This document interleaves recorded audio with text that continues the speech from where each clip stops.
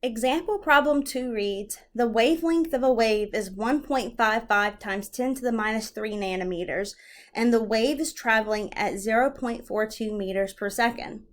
What is the frequency of the wave? So we're told that the wavelength, so lambda, equals 1.55 times 10 to the minus 3 nanometers.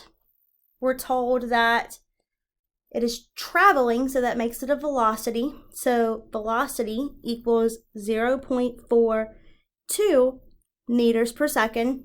And we're being asked for the frequency in units of hertz. So the equation is velocity equals frequency times wavelength.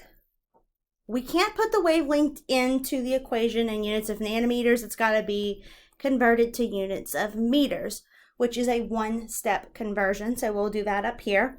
1.55 times 10 to the minus 3 nanometers. Nanometers goes on the bottom and meters goes on the top. Give the 1 to the thing with the prefix, which is nano, and the metric system constant to the base unit, which is meters. And the metric system constant for nano is 1 times 10 to the minus 9. So nanometers cancels and we're left in meters. So in your calculator, you should type 1.55 times 10 to the minus 3 times 1 times 10 to the minus 9.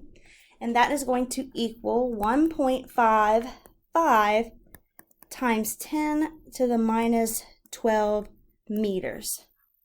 So now we're ready to put this into the equation. Velocity, which is 0.42 meters per second, equals frequency, which is our x, or you can put the F for frequency, times 1.55 times 10 to the minus 12 meters. So we're going to divide by the wavelength to isolate x. So divide by 1.55 times 10 to the minus 12 meters, and that cancels.